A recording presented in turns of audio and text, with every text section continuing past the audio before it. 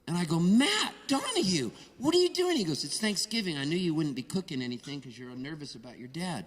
So I brought you a whole turkey dinner with stuffing, mashed potatoes, gravy, pumpkin pie, even whipped cream. And I couldn't believe somebody would be that so kind to me. My eyes filled up with tears. Oh, man, it was beautiful. And I said, come in, come in. My dad, for whatever reason, wakes up. And he looks at my friend and he goes, are you a sumo wrestler? And my friend goes, no, Mr. Poltz. No, I'm your son's friend. I brought over a Thanksgiving dinner for you guys. And my dad goes, did you bring cranberry sauce?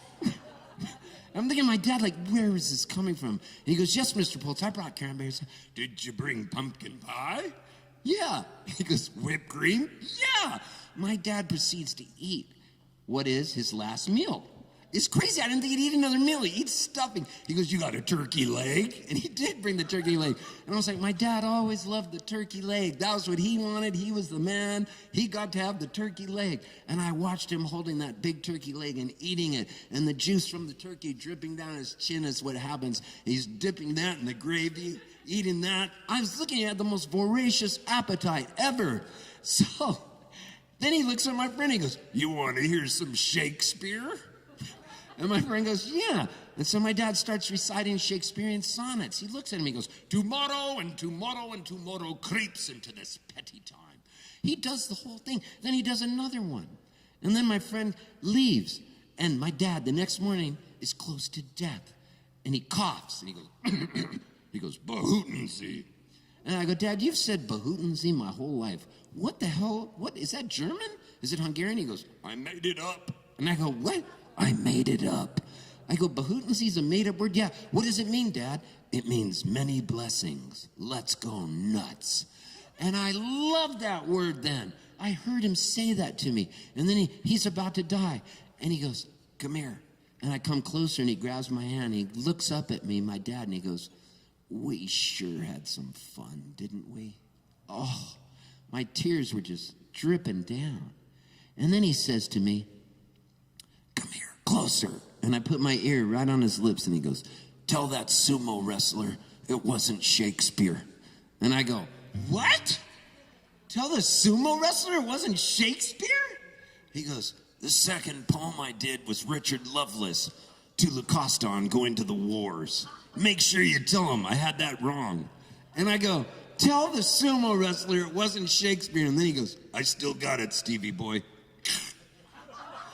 I'm like, this isn't like the movies. The last thing is tell that sumo wrestler it wasn't Shakespeare. So if you ever get a chance, read a poem by Richard Lovelace called To Lucasta on going to the wars. And it's beautiful, beautiful.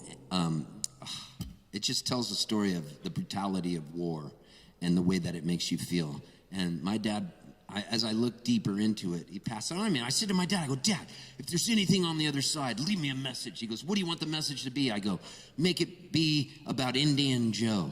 Then I'll know there's something on the other side. And my dad had a poem called Indian Joe. And then no message from Indian Joe for months. 3 months later, finally, I get up in the middle of the night to go pee. And I look at my phone, because I'm using it as a flashlight to get to the strange, wherever the bathroom is in whatever hotel I'm in some strange city. And I look at it, and somebody had texted me a picture. And it was a picture of my old band, the Rugburns. And we had played a show with the Ramones, and then we played a show with Green Day. I'm talking years ago, when I was on the road with the Rugburns. And next to it was an article. The guy he just showed me the poster of us with Green Day. But instead, next to it was an article, and the article was from 1990s, and it said, Indian Joe traveling the world with acoustic guitar, singing songs. And it was a picture of a guy like this going, I couldn't believe it. So I was like, I need to write a song. This is going to be called Conveyor Belt. And I spit this song out, and this is track 2 on the new CD. You're listening to Steve Poltz on WXRT out of Chicago. City of big shoulders, the windy city, the city of Studs Terkel. I always wanted to have my own late night radio show where I could say whatever I wanted and play whatever records I wanted. We are all on a conveyor belt in a factory on the wheel of time. Yeah, we don't know when our cart clock's out. It was yesterday, we were in our prime. Meek Mac, click clack, don't even think about looking back. Kodak, soundtrack, I remember when my ma had a heart attack.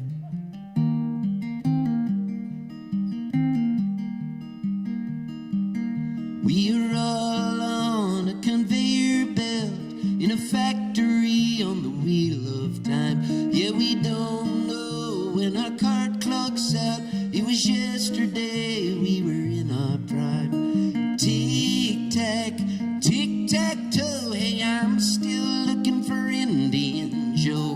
Where the hell did my dad go? Maybe where the river and the rainbow flow. Yeah, maybe where the river and the rainbow go.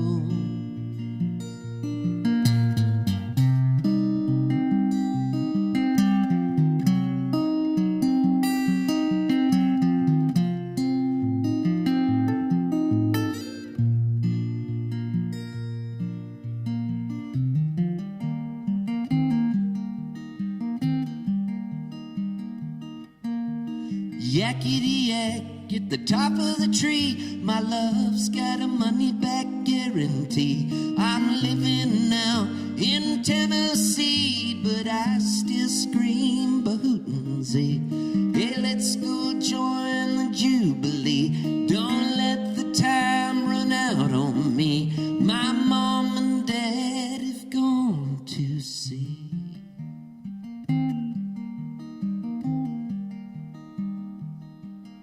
We're all on a conveyor belt in a factory on the wheel of time.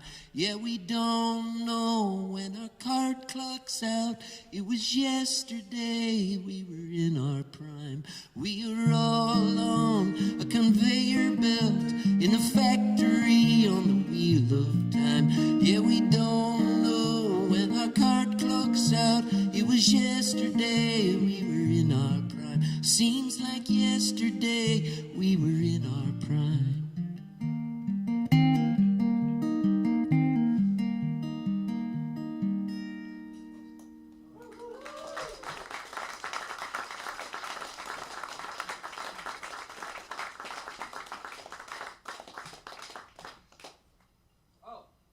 I came up with this design idea that I think you'll like. So, I had my friend take the Grateful Dead bear, they call it the Jerry Bear, and I had him put my hair on the Grateful Dead bear and my hat and him holding my guitar that says Smokey Joe. And then above it is a font from another record I love, which was the Sex Pistols. Never mind the Bullocks, here's the Sex Pistols. And I like the font that says that because it was this cool font. So I said, can you make my name Steve Poltz in the font of the Sex Pistols? Use the bear from the Grateful Dead, put my hair on the bear and a cowboy hat, and also have him holding my guitar. And this is what they came up with.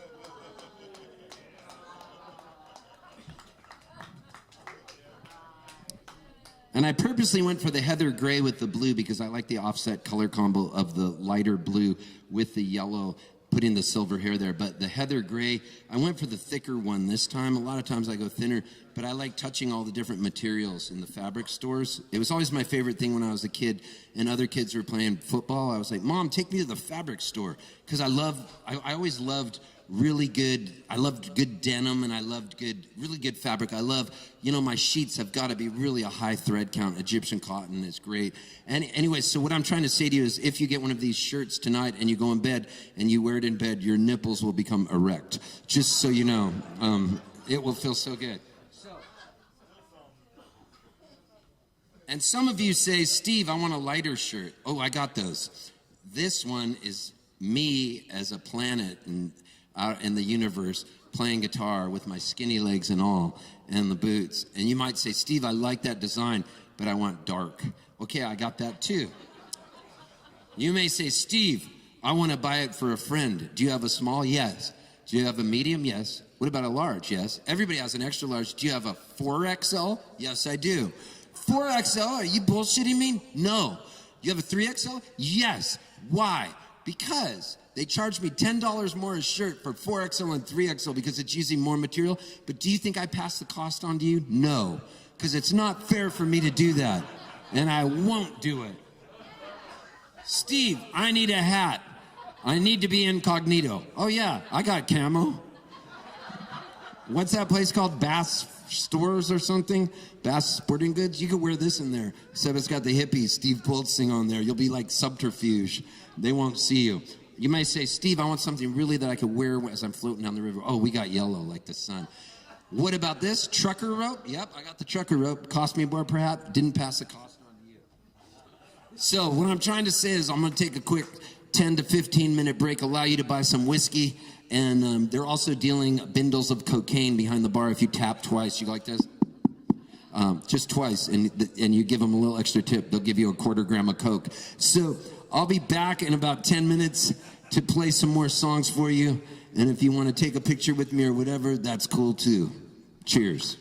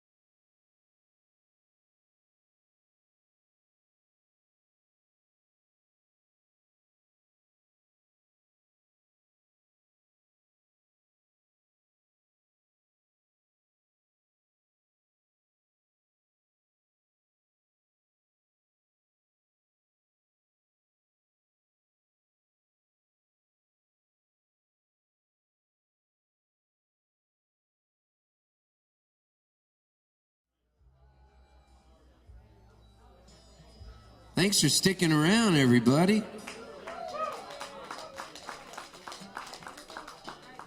I like doing 2 sets. It's fun. It's like one of my favorite things to do is 2 sets. I don't know why. There's something about taking a little break and then I get to see your guys' faces and you each tell me a little bit of a story of how something relates to other things. And I feel like the first set is our first date. And now we're behind 7-Eleven pushed up against a dumpster.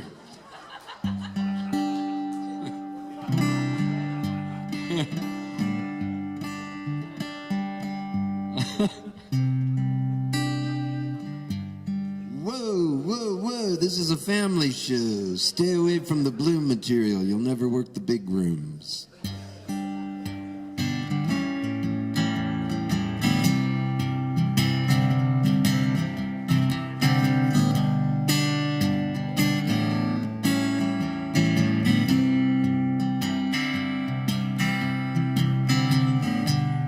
I feel so far from me. I could use a pharmacy.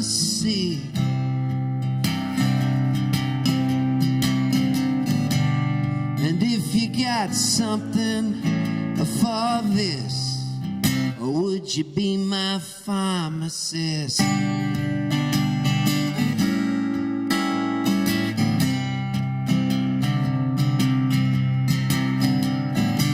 I know there's a hierarchy.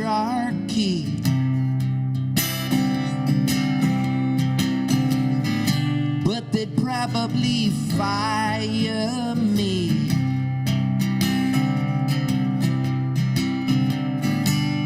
And tell me, can you handle this?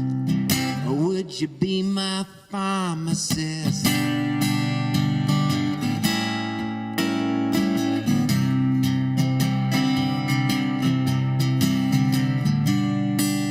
And you can ask me what is the last four of my social number. And you can tell me that my prescription is only for my lower lumbar. And I could ask you if you got something for a chronic emotional fumble. And could I have your number?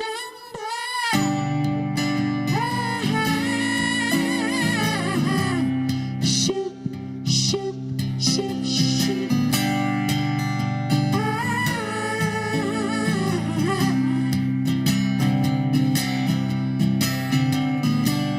And if we ever broke it off,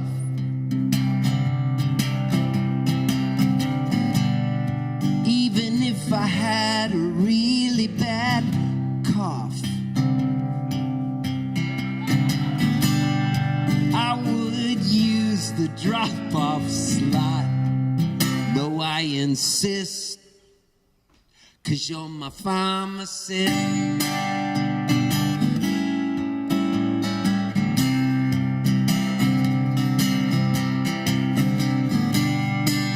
And you can ask me what is the last four of my social number. And you can tell me that my prescription is only for my lower lumbar. And I could ask you if you got something for a chronic emotional fumble. And could I have your number?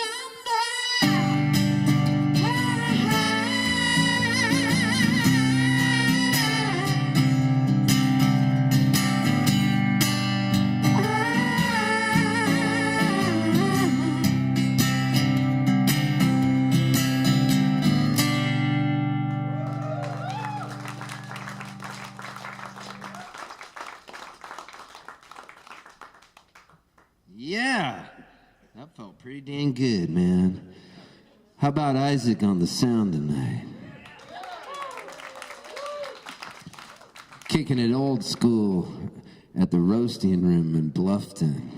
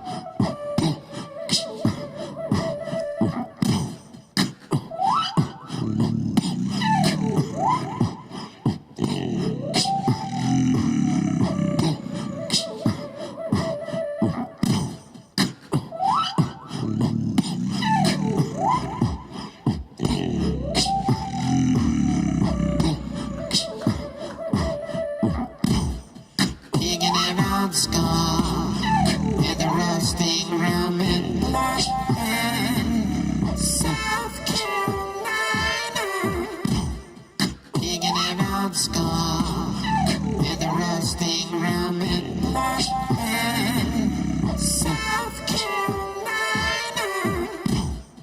Kicking it old school in the roasting room in Bluffton, South Carolina.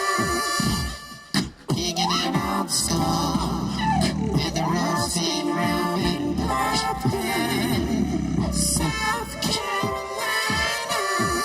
Yeah, I drove here today, just out from Savannah, Georgia. Got a room at the JW Marriott. Why not by the river? Oh yeah, ate a shrimp po' boy. Had a good time, got in my rental car. Hiked my merch up the stairs. Met Isaac, over there we head now. Kicking it old school in the roasting room in Bluffton, South Carolina.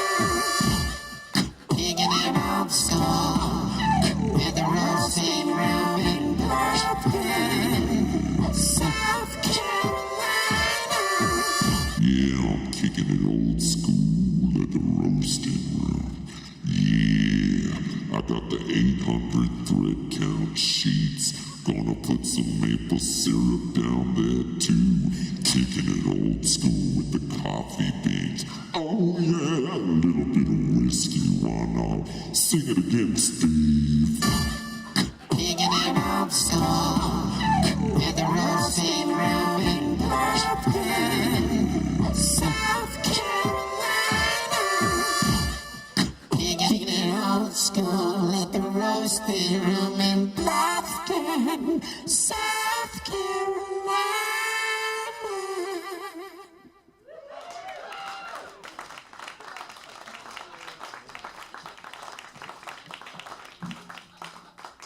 That's a song we'll never hear again. It was just meant for us.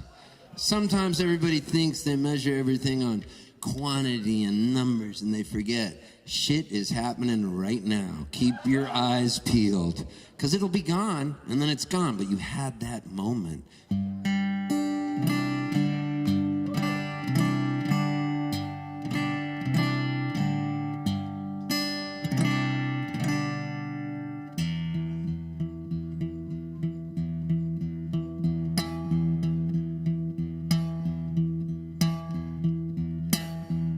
I baked 100 loaves of bread, I fell down on my head. I vacuumed till I sweated, ate food that I regretted. Sat near the fire wearing questionable attire. I made a new incision to improve my circumcision, yeah. My hair's unruly and I learned to make tabbouleh. It felt kinda groovy, watched every single movie. You know I've been depressed, I never even got dressed. I was feeling full of pity, so I joined a subcommittee, I learned the word abrogation, tried to find a new vocation, searched the whole skyscraper trying to steal some toilet paper, made a blong out of a peach. I learned to brush my teeth with bleach, prayed for a vaccine. I learned about hydroxychloroquine, yeah. I was sitting on the toilet trying to get some unemployment. I stayed in the bathroom for a meeting on Zoom, forgot I wasn't wearing pants, did a little dance. I was jiggling down below and everybody got a free show. I wore my sleeve on my heart, I found a new body part. I learned about zinc sulfate and how to meditate. I was naked in a cape, I tried to do some manscape, lost a little bit of blood, still felt like a stud, I high-fived a little kid, I thought I got COVID. Listened to Jerry Garcia, made my own tortillas. Found a new cake mix, checked my body for ticks. Got run over by a bus and a tornado almost killed us, oh yeah. I became unemployed, started getting paranoid. I was eating a burrito and got bit by a mosquito. Grew a garden full of cheer, I got cauliflower ear. Read all of Macbeth and I learned how to cook meth. I drew my curtains shut, I was acting like a nut. I've been growing out my stubble, I've been living in the bubble. It was unbearable, started feeling terrible. Thought I should buy a gun, instead I got a man bun. I got to get some social distance to help with my existence. Need some logical assistance to a path of least resistance. Feeling undesirous and no one wants to hire us. I learned every song by Miley Cyrus and all about coronavirus. I'm a midnight lurker, I'm a least essential worker. You don't even have to ask, I use my undies for a mask. You know I understands, I gotta wash my hands. I might have worms, but I don't have demon sperms. I got a stimulus check, but I feel like a wreck. I've become a decent cook, I read every single book. I might blast off, but I cover my cough. My pants are getting baggy and I'm looking kinda shaggy, I'm a king of innuendo, I can make a big crescendo. You know I cut my hair, but I just don't care. Maybe I should join the Navy, I should give myself a shavy. Accidentally got a COVID kiss, I think I need an exorcist. Help! I don't really want a button, but I'm feeling like a shot, and I've been sweating in my body, and I'm looking kinda snotty. Need a nurse, I suppose. Shove a Q-tip up my nose. I'm getting kinda grouchy. I'm in love with Dr. Fauci. I guess I could steal a tank, or maybe go and rob a bank and watch my arteries harden until I get a pot. I don't need to wear shoes, yeah, so hit snooze. I was born to lose. I got the quarantine blues. I got the quarantine. I got the quarantine. I got the quarantine.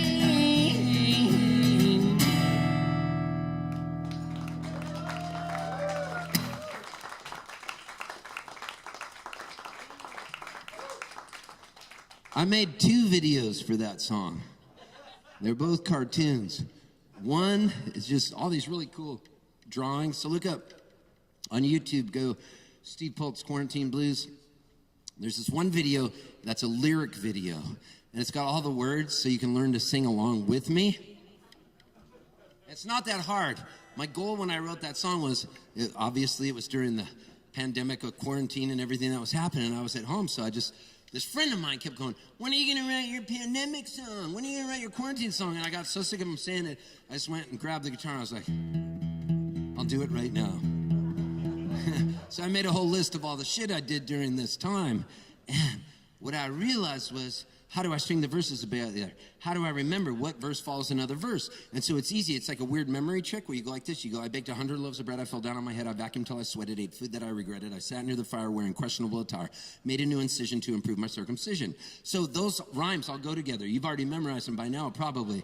Okay, so then you say, how do you know what is the second verse? Well, you go, circumcision. Okay, if you were giving the circumcision to me right now, I would have hair down there and the hair would be unruly. My hair is unruly. That leads to the second verse. So you picture yourself getting circumcised and that pubic hair down there, and that leads you into, my hair's unruly and I learned to make tabbouleh. I felt kind of groovy, watched every single movie. You know I've been depressed and I never even got dressed. I was feeling full of pity, so I joined a subcommittee. What would you do on a subcommittee? You'd repeal a law. What's the word for repeal? Abrogation. I learned the word abrogation, tried to find a new vocation, searched a whole skyscraper, trying to steal some toilet paper, made a bong out of a peach. I learned to brush my teeth with bleach. I prayed for a vaccine. I learned about hydroxychloroquine. Where would hydroxychloroquine be? In your bathroom, maybe in the medicine cabinet. What would you be doing in the bathroom? Sitting on the toilet. That's how you know the next verse. I was sitting on the toilet trying to get some unemployment. I stayed in the bathroom for a meeting on Zoom, forgot I wasn't wearing pants. I did a little dance. I was jiggling down below and everybody got a free show. Oh my God, and then the free show, everybody's cheering for you. I high-fived a little kid. I thought I got COVID, listened to Jerry Garcia, made my own tortillas, found a new cake mix. I checked my body for ticks, got run over by a bus, and a tornado almost killed us. If a tornado almost kills you and wipes out your place like it did in East Nashville, 2 blocks from where I live, you might become unemployed. That leads to the next verse. I became unemployed, started getting paranoid. I was eating a burrito, got bit by a mosquito, grew a garden full of cheer, got cauliflower ear, read all of Macbeth, and I learned how to cook meth.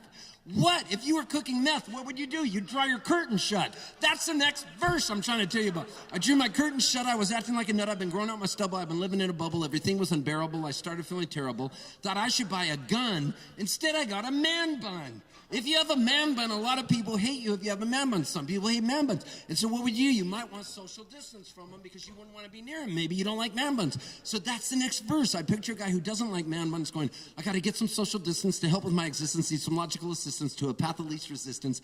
I'm feeling undesirous. No one wants to hire us. I learned every song by Miley Cyrus and all about coronavirus.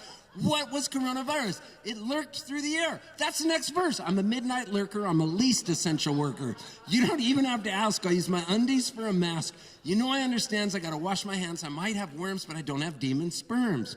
Where do sperms come from? Stimulated penis. That's the next verse. I got a stimulus check. That's how you figure it out. See where we're going with this? I got a stimulus check, but I feel like a wreck. I've become a decent cook. I've read every single book. I might blast off, but I cover my cough. My pants are getting baggy, and I'm looking kind of shaggy. Shaggy from Scooby-Doo is now directing an orchestra. That's what you picture. I'm getting kind of shaggy. So you go, I'm the king of innuendo, because that's what an orchestra director would do. I'm a king of innuendo. I can make a big crescendo. You know I'd cut my hair, but I just don't care. Maybe I should join the Navy. I should give myself a shave. I accidentally got a COVID kiss. I think I need an exorcist. Help! The Exorcist. Oh my God, that leads to the girl. Remember the movie The Exorcist, the book by William Peter Blatty? Remember that scared the shit out of me when I was a little kid. I read it when I was like 9 years old. And why did my parents get me The Exorcist book? Anyways, so I picture that girl vomiting around with her butt in the air. So that's the next verse. I don't really want to butt in, but I'm feeling like a shut-in. I've been sweating on my body. I'm looking kind of snotty. Need a nurse, I suppose, to shove a Q-tip up my nose. I'm getting kind of grouchy. I'm in love with Dr. Fauci. Then Dr. Fauci, you picture in a tank. That's the next verse. He's driving down the street in a tank, knocking down buildings. Like, he's gone insane. He's knocking all the buildings. That's the next verse. God, come on, you idiots. So the next verse goes like this. So he goes, I guess that I could drive a tank or maybe go and rob a bank and watch my arteries harden until I get a pardon. I don't need to wear shoes. I guess I'll hit snooze. I was born to lose. I got the quarantine blues. And that's how it ends. Now you've memorized this song with me. Can I get a hallelujah?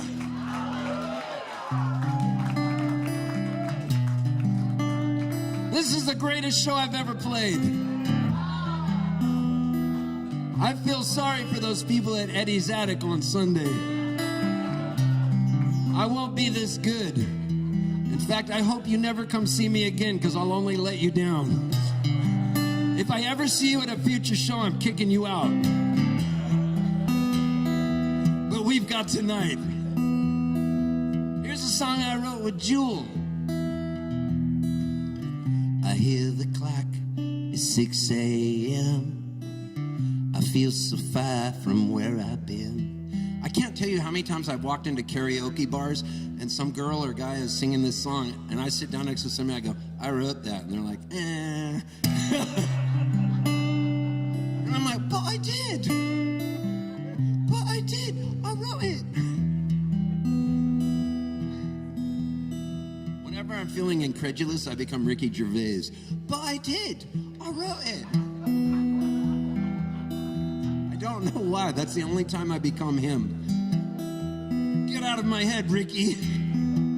You're ruining this song. Okay, here's the song. This song sold 15 million records, and the checks were coming to my mom and dad's house because I didn't even have an address.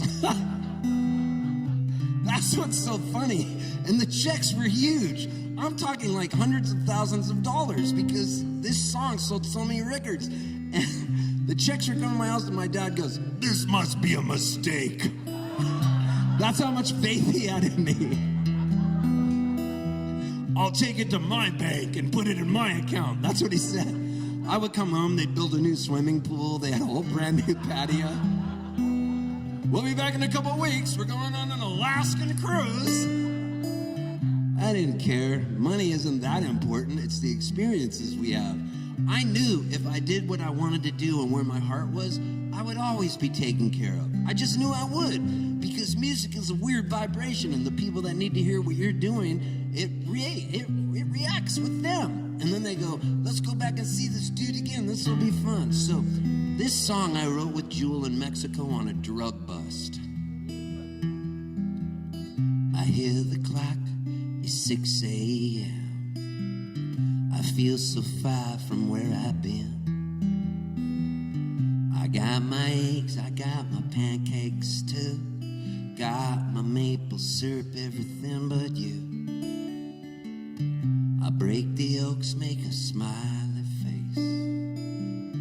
I kinda like it in my brand new place.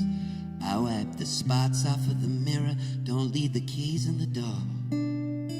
I never put wet towels on the floor anymore, 'cause dreams last for so long, even after you're gone. And I know that you love me, and soon I know you will see you were meant for me, and I was meant for you.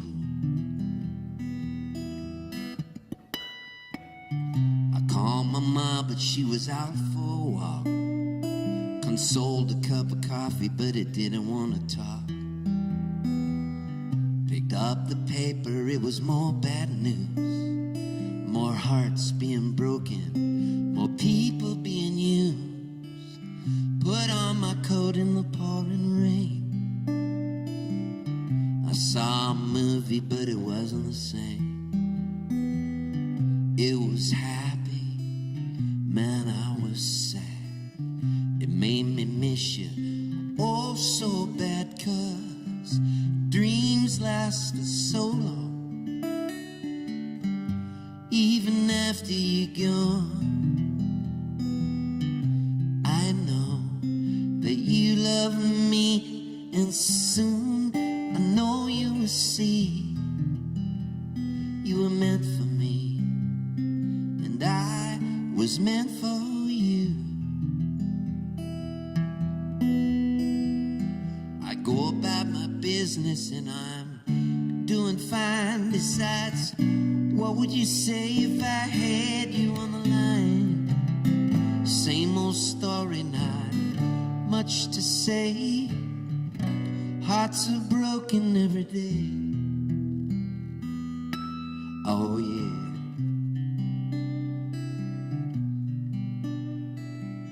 So me and Joe, we used to go camping down in Mexico all the time, and then we go surfing. We'd hang out. I had this Isuzu Trooper. We drove everywhere in that thing. And Jewel was with me when I was with my band in the Rugburns when we got to open up for the Ramones in Cleveland.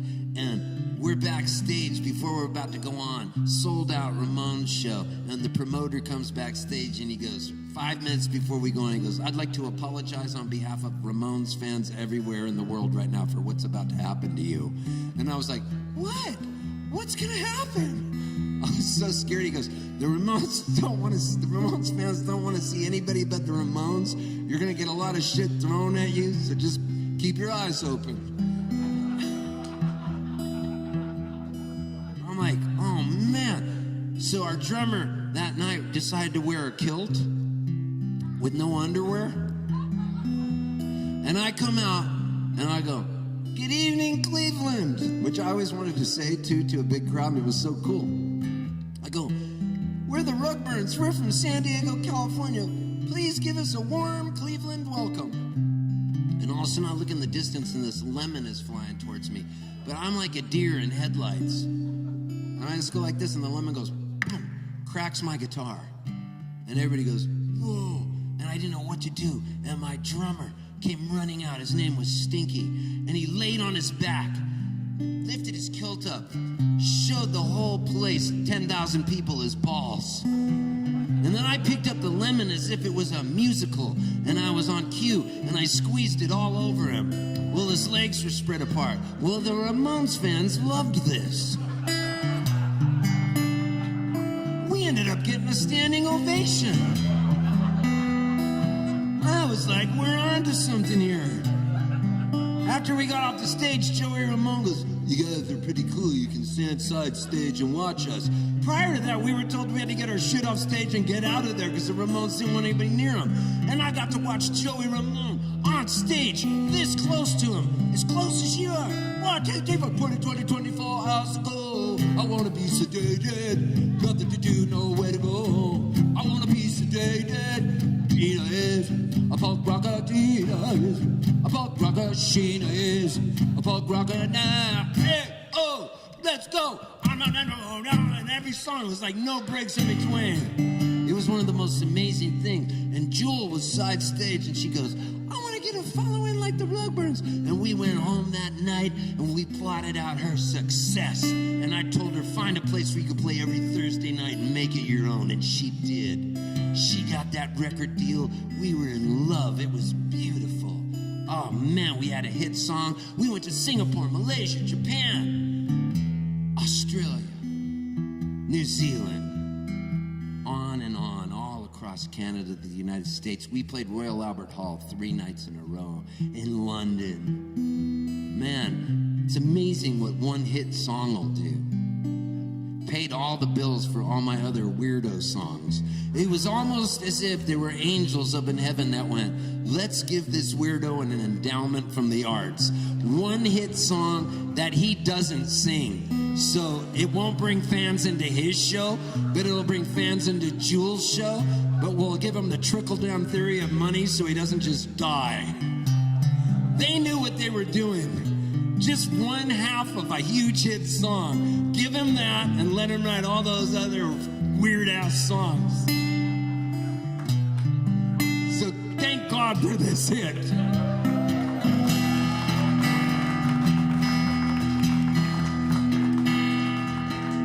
It's true.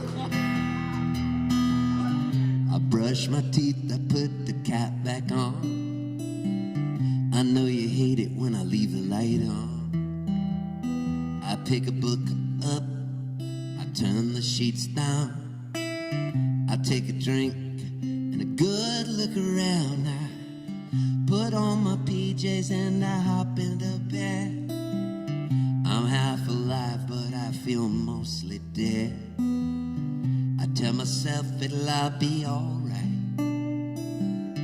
I shouldn't think anymore tonight, 'cause dreams last for so long, even after you're gone. And I know that you love me, and soon I know you will see you were meant for me, and I was meant for you. You were meant for me, and I was meant for you. Yeah.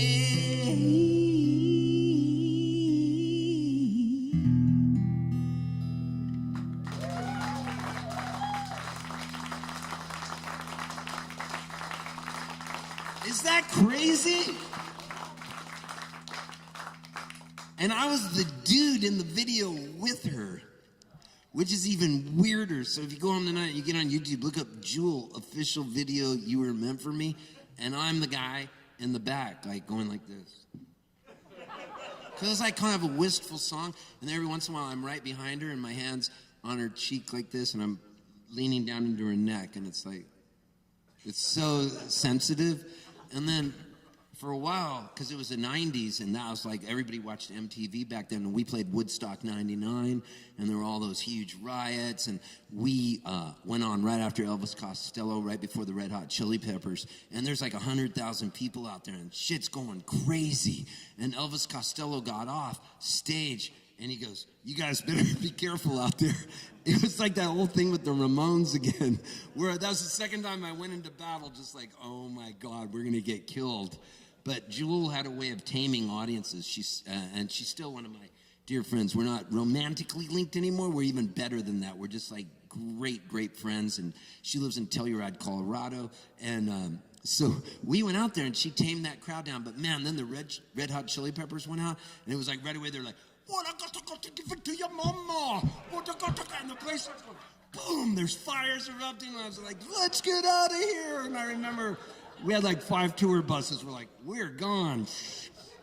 And Jewel had bought all these old tour buses from Foghat. And so I lifted up one of the cushions and I found a joint of Foghat weed from the 70s. So I smoked it. And I was hallucinating as we were driving away. Man, Woodstock was crazy. Woodstock 99.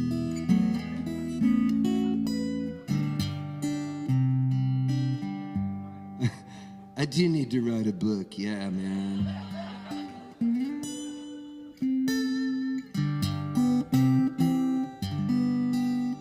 When I was a kid, I would always play songs for my mom. And my mom suffered from depression, and she had to get shock therapy when we were a kid. And I remember she came back and didn't recognize us anymore for a while. And it was really sad. But looking back now, I started playing guitar when I was 6 years old, and I was learning all these sad classical guitar songs because I was raised kind of by my Uncle Louie, and everybody should be raised by a gay Uncle Louie. It's one of the greatest things ever because I was raised with such drama And from the age of 6, my Uncle Louis would have me sing at his recitals, and he was a genius piano player. And when I was 6 years old, he took me to the Hollywood Bowl to see a classical guitarist by the name of Julian Bream. I was raised in the arts. By then, he took me to Ella Fitzgerald, then Carmen McRae, then Sarah Vaughan. He took me to see Jesus Christ Superstar at the Hollywood Bowl. He took me to see Hair. He took me to see Godspell. And he would have me sing at his recitals, and it was amazing because we would do I was a Catholic kid, I was an altar boy, but he would dress me up like I was the father, Tevye, I think, in Fiddler on the Roof. And he would have all his gay friends there, and they'd have their arms around each other. And my mom would be coming home from Catholic school where she was teaching, and my cousin Steve had gotten home from Vietnam. And I remember my mom goes, "Your cousin Steve has moved in with us. He's from Vietnam, home from the war. He's got VD. Your Uncle Louie's living with us, and he's gay. Don't use the towels." I remember that's what I was raised with, so.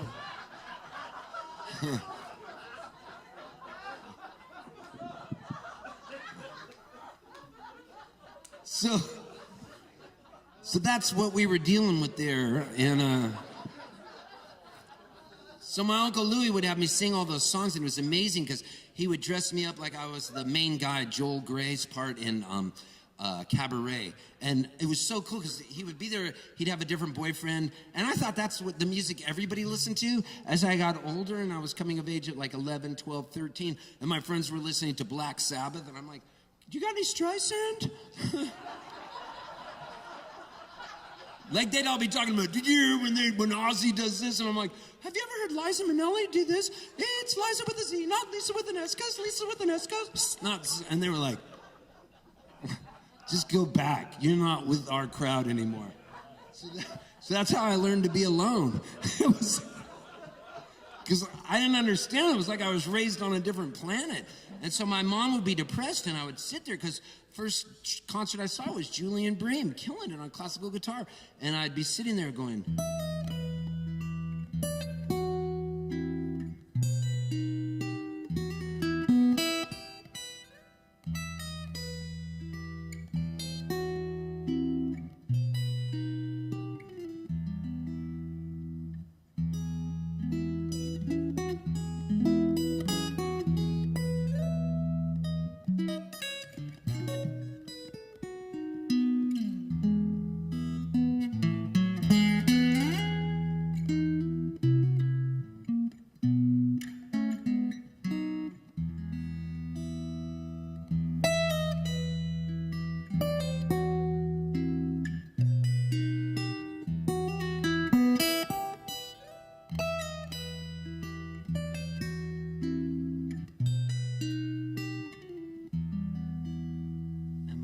just be there. And she'd have tears coming out. I'm like, I didn't know I was depressing her. So then I remember Roberta Flack came out with this song. It was a huge hit, and it was called The First Time Ever I Saw Your Face. I remember I learned to play it, and I would sing it to my mom. And now that I'm older, I'm like, that was a weird song to sing to your mom. Because it's I would be like, "First time ever I saw your face, I felt the moon rose in the sky." And then it gets to the next one. "The first time ever I kissed your lips." And I was like, now I had this revelation the other night. What was I singing to my mom? And playing her those songs, and I had my own psychological breakthrough, and I don't need any medication. That's because I found this out on my own. I healed myself. I did my own therapy. Because I come from a long lineage of crazy people. I really do. But it's really nice to know I healed myself thinking about that. And it was cool that I sang her those songs and everything. It wasn't that bad. It was a good thing. But hey, you're listening to All Talk Radio all the time. This is Steve Poltz. Yeah, I'm a first-time caller, a long-time listener. What you're saying is really resonating with me right now. I'm thinking of getting off the Zoloft.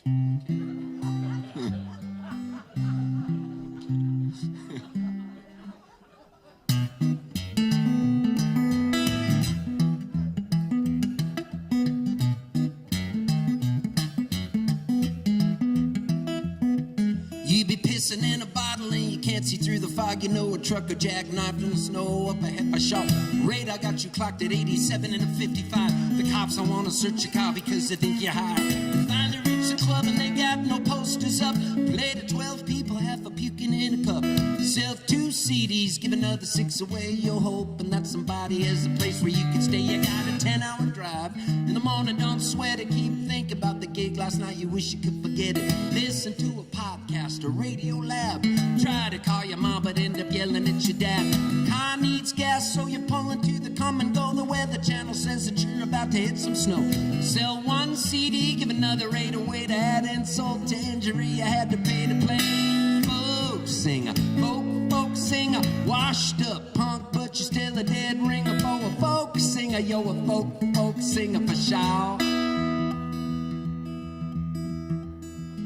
Club owner says you should have played her last week. Right now it's finals and no one makes a He wishes that the money could have been a lot more. It was only for a small percentage of the goal. $27 and a couple foreign bills. Tried to pass the hat, but everyone was high on pills. Play a new song, no applause, just cricket. Bartender says I'll give you 2 drink tickets. Folk singer, washed up punk, but you're still a dead ringer. Folk singer, folk singer, I shout, try that. Folk singer, folk singer, washed up punk, still a dead ringer. Folk singer, I shout. Get a good offer for a gig in Atlanta, but the airline sent your guitar all the way to Montana. Get a real person on the phone from United. Who's you cool? Tell the dude to go fight it. Borrow a guitar to try to cool your rage. Walking to the club and someone else is on stage. Sell no CDs, the club was double booked. Never even got to play a feel your life is overlooked. Folk singer, folk singer, washed up punk, but you're still a dead ringer. Folk singer, for sure. Finally get some sleep and there's a nice blue sky. The airlines found your guitar all the way in Dubai. Say that it'll be there for your gig in Tallahassee, but you ate some bad food, feeling kinda gassy. Get a Motel 6, wish it was the Ritz. At least you got a private place because you got the shit. Sell 5 hats, 2 CDs. Yes sir, no ma'am, thank you please. Folk singer, folk singer. Washed up punk, but you're still a dead ringer. For sure. Get a big break and get to do some radio. The DJ says it's taped for next week's show. Does you no good, tonight you got the gig. You keep on smiling and dance a little jig. Car starts whining, engine's running hot. Gas station 2 says your radiator's shot. Sell 12 CDs, give none away. The radiator took it all, it's Groundhog Day. Folk singer, washed up punk, but you're still a dead. Come on.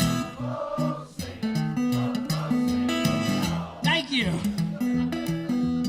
Now you guys, I once was in Istanbul in Turkey, and if you know, Turkey is divided by the Bosphorus River. When you're in Istanbul, half of Istanbul is on the Asian side, the other half is on the European side. It's crazy. And I went to a soccer game there. They call it football over there. And I went to see Galatasaray play Fenerbahce. And these 2 teams hate each other's guts. So they let the fans in an hour apart with rows of cops 18 deep separating them. They search you, but somehow people still smuggle in flares and they throw lit flares across the stadium at each other. And they sing songs so loud. So that's my point. Do you want the people in Istanbul to be louder than you? All right. Folk singer, folk singer, washed up punk, but you're still a dead ringer. Folk singer, folk singer. Well done. Yes. Yes. Finally get some good news from the booking agent dude at the club tonight. They'll give you half off on your food. Place is packed and you're gonna make your fee. They wouldn't even turn off the sports TV. Go Padres! Feel like you climbed another rung on the ladder. Another day older, yo, another day fatter. I'm a folk singer now in the pale moonlight. That's why I'm planning on staying backstage here at the Roasting Room in Bluffton, South Carolina tonight. Folk singing, folk singing, washed up, punk stick. Come on! Folk singing, folk singing. For sure. Well, I'm a folker, I'm a bram stoker joker, I'm a vampire smoker, I'm a motherfucking folker.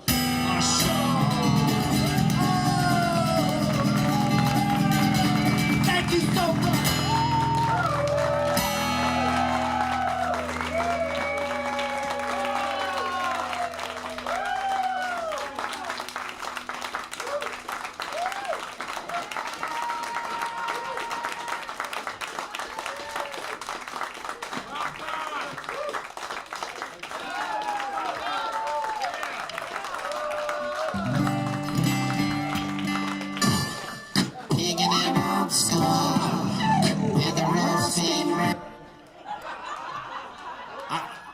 Once the power comes off, that song's gone. I almost should record it because it was so cool.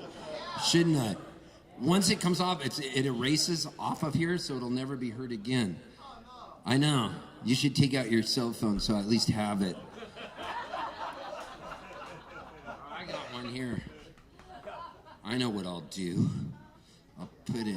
I'll record it with a video. Oh, yeah, that's what I'll do. Okay.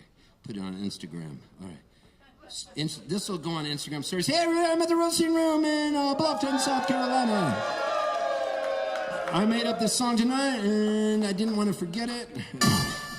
Kicking it old school at the Roasting Room in Bluffton, South Carolina. Yeah, cool. All right. So anyways, I love you guys. Nah. That's pretty cool. Let's do this here.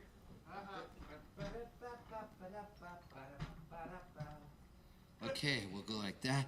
We'll go like this. Then we'll do this. Okay. Type in this. Good. Got it. Yes. Everything is cool. All right. Take out your capo. It's in your left-hand pocket. Take out your missalettes. Turn to page 57. Jesus loves the little children. Capo, 7th fret.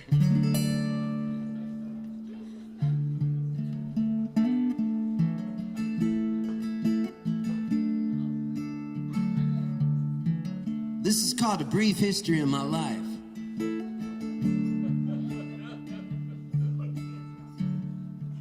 Well, we first moved to the USA, all the way from Canada, and we drove across the continent, from Nova Scotia to Pasadena. My sister and me and my mom and dad, from the cold to the sunny south. There were palm trees growing and it was not snowing. I never did shut my mouth. Now we drove on over to the courthouse in downtown Los Angeles. Put our hands on a Bible and we swore as a family that we were not communists. When we drove away, I started to cry. They said, "What's wrong, son? Are you sick?" I said, "I don't want to be an American. I want to be a Catholic."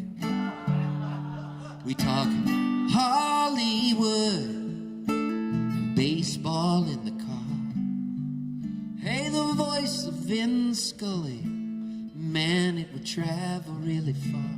Vin Scully was the voice of the Los Angeles Dodgers, and I grew up listening to him call baseball games. His voice was reedy and tenor-esque and so beautiful, it would make you feel relaxed, safe.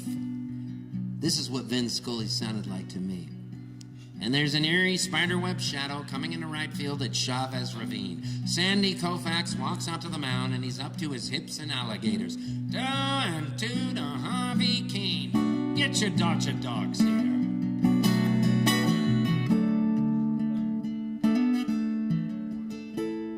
This next verse talks about me making my first communion in the Catholic Church. And they tell you you're going to eat Jesus' body, so I wanted his leg, because I like the dark meat. So that's what this verse is about. I had a vivid imagination. Well, I made my first communion at St. Rita's Catholic Church. There was incense a-choking and a priest was smoking, was the choir up in the perch. My face got red and my stomach felt bad. They said, if you're gonna get sick, use a cup. Well, I thought by the time it was my turn for communion, Jesus would be all eaten up. Hollywood and baseball in the car. Hey, the voice of Jack Buck. Man, it would travel really far. Jack Buck was the voice of the St. Louis Cardinals. His voice was not reedy and tenorous. Jack Buck's voice sounded like this flew in an auto mechanic from Havana, Cuba on the hottest day, and he brought in a rusty razor and a rusty needle, and they pulled out Jack Buck's vocal cords and dropped them into a glass of 151 rum and set the whole glass on fire, and then sewed back in his vocal cords. So when Jack Buck called the game for the St. Louis Cardinals, this is what he sounded like. Humming up in the top of the ninth inning, Sammy Sosa, Mark McGwire, going after the home run record set by Roger Maris of 61 home runs in 1961 when he beat Babe Ruth's record. I don't believe what I just saw.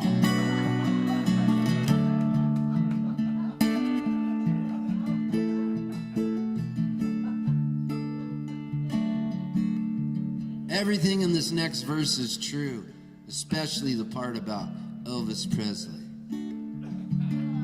Well, my allergies were bad, so we moved to the desert to a city called Palm Springs. Trick-or-treated at Liberace's house. Each finger had a diamond ring. We met Elvis Presley in the middle of the summer, and Elvis hugged my sister for far too long. Felt kind of weird, but I would have pimped her out just to hear him sing a song.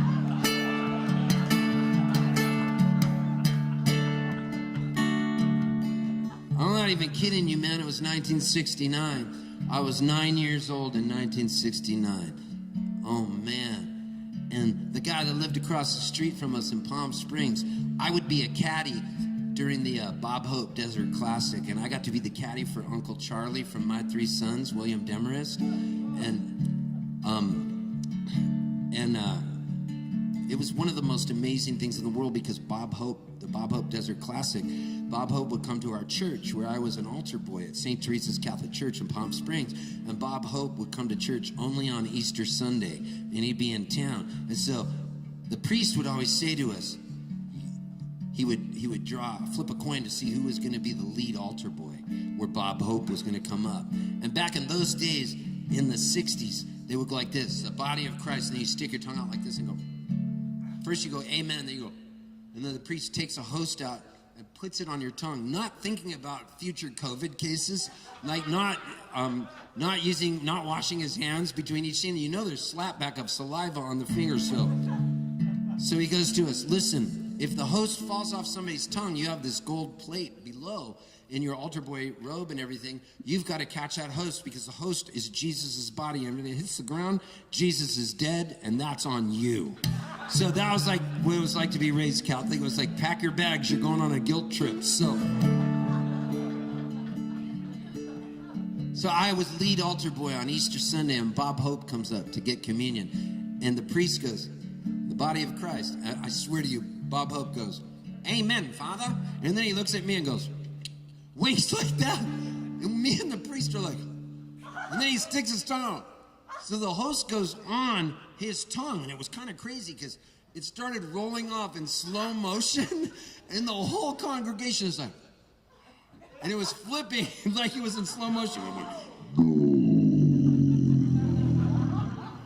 And I leaned down and dived and caught the host before it hit the ground. And that's why you guys are all alive today, because of me.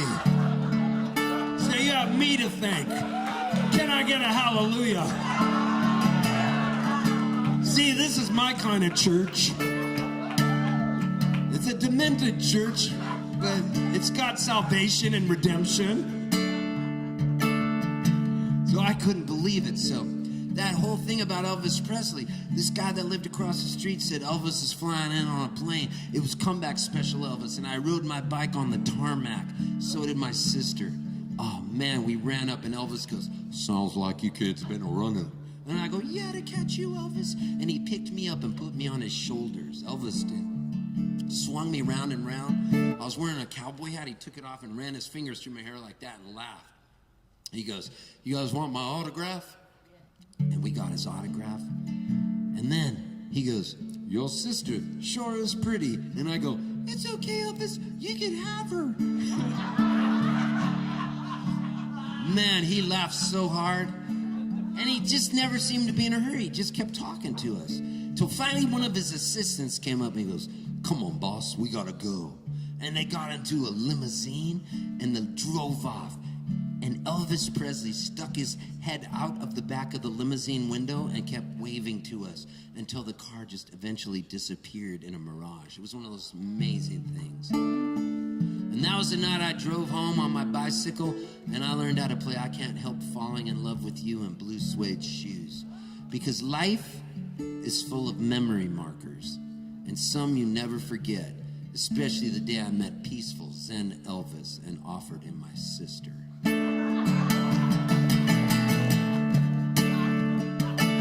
We talk Hollywood, baseball in the car.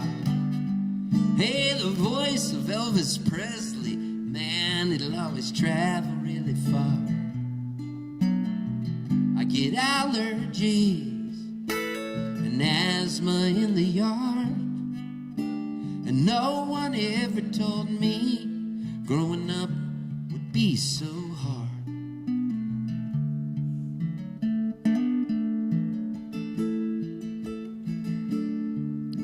Now one of my earliest memories was John Kennedy getting shot. My mom was crying and ironing clothes, and my face felt really hot. I watched the funeral on TV. It was there in black and white. I saw a son salute his father's flag-draped coffin, and things did not seem right. Now here I am, a growing-up boy at home on the 4th of July, staring out at the ocean and the fireworks in the sky. I miss my friends who aren't around, the ones who passed away. I'm feeling kind of grateful here on Independence Day. Hollywood and baseball in the car. Hey, the voice of Tom Cheek.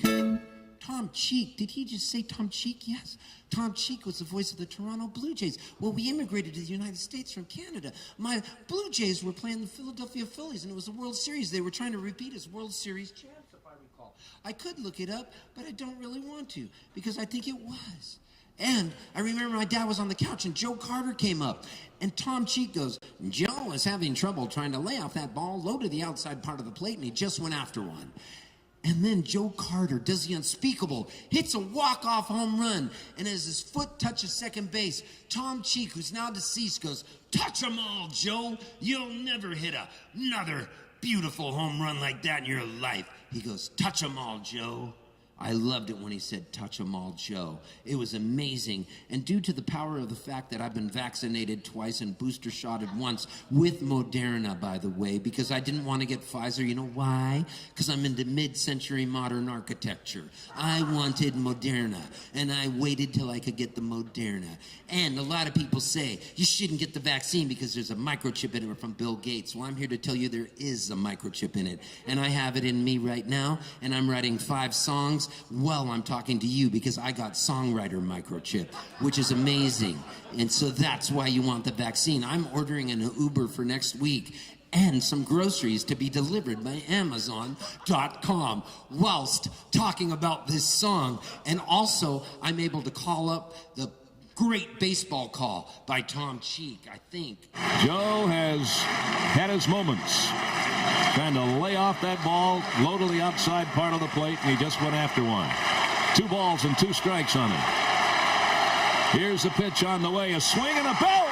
Left field, way back. Blue Jays win it. The Blue Jays are World Series champions as Joe Carter hits a 3-run home run in the 9th inning, and the Blue Jays have repeated as World Series champions. Touch 'em all, Joe. You'll never hit a bigger home run in your life.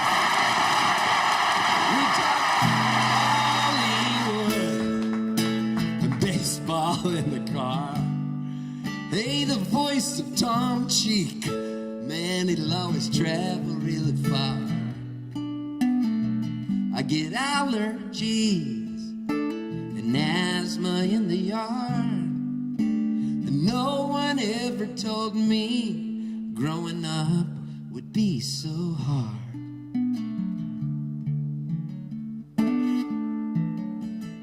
Touch 'em all, Joe.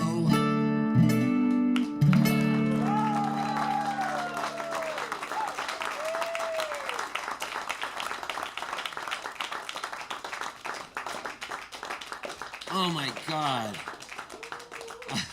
I know I'm gonna end I know I gotta end this show, but dudes, that was epic. I mean, that was some crazy shit. And for me to be able to be here tonight and to be able to play this show with this microchip that I have in me and be able to do all the things I'm able to do and order groceries at the same time and write 5 other songs is one of the most amazing gifts I've ever been given. And sometimes I think that my head is going to explode and I can't fall asleep at night. But tonight I feel like I made a room full of friends, and I'm only going to say this once: I love you.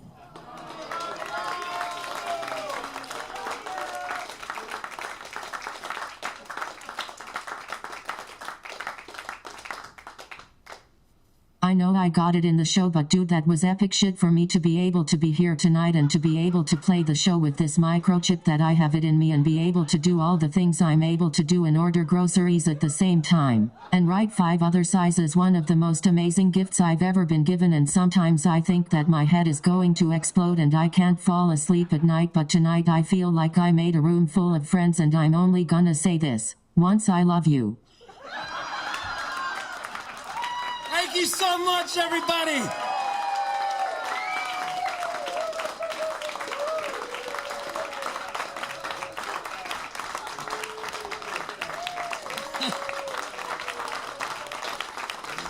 I love you guys.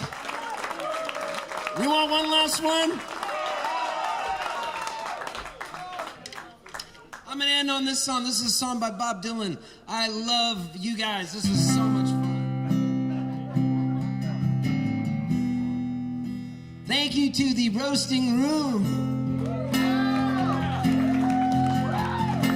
I hope I get to come back here and play another show. I want to come here and play 7 nights in a row and make a live record. It's just got a warmth, doesn't it? This is the perfect size. That's what she said.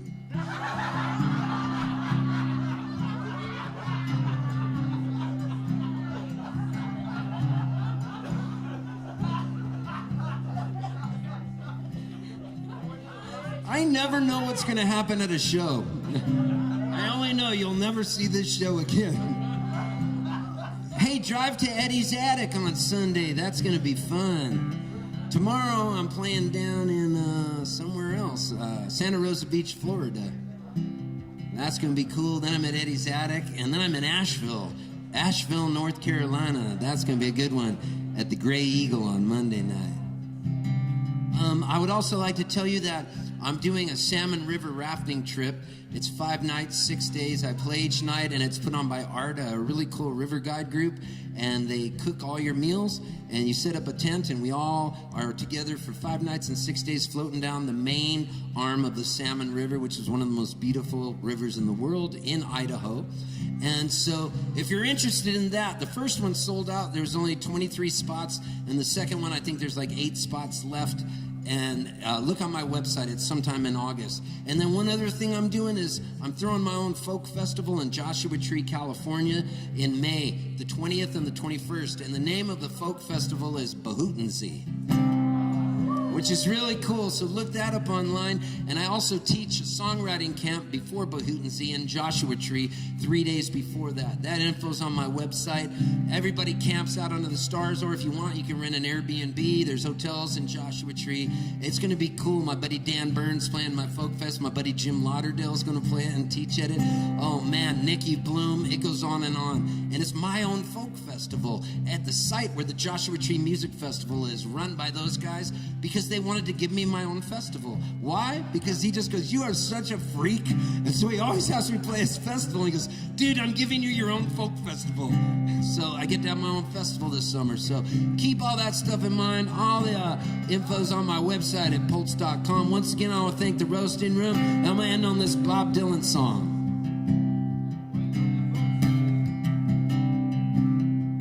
May God bless and keep you always, and may your wishes all come true, and may you always do for others, and let others do for you.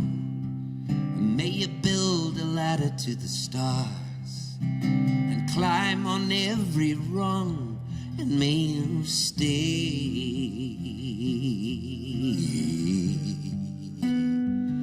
forever young.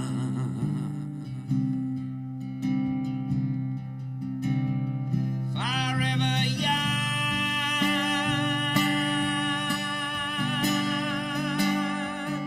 Forever young.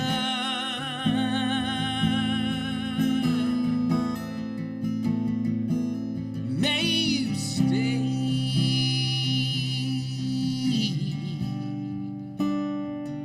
forever young.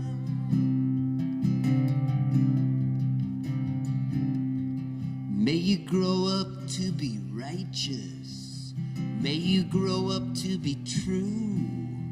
May you always know the truth and see the light surrounding you. May you always be courageous. Stand upright and be strong, and may you stay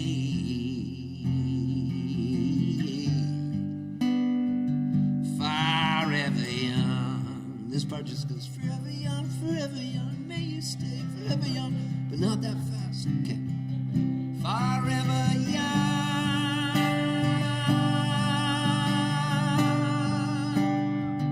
Forever young.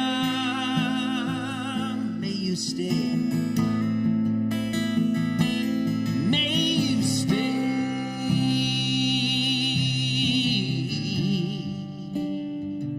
forever young.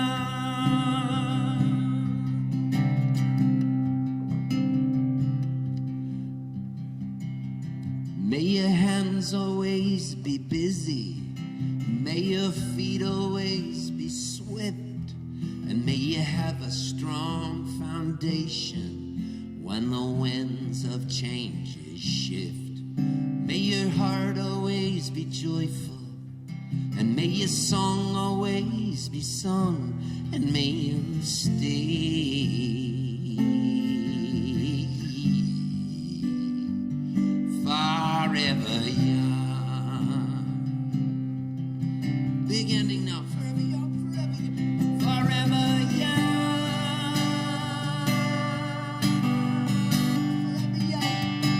Forever young. May you stay. May you stay.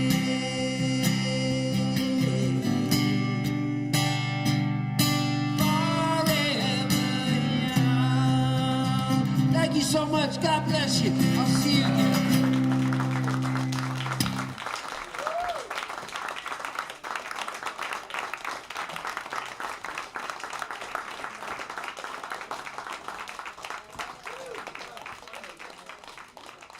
Thanks again to the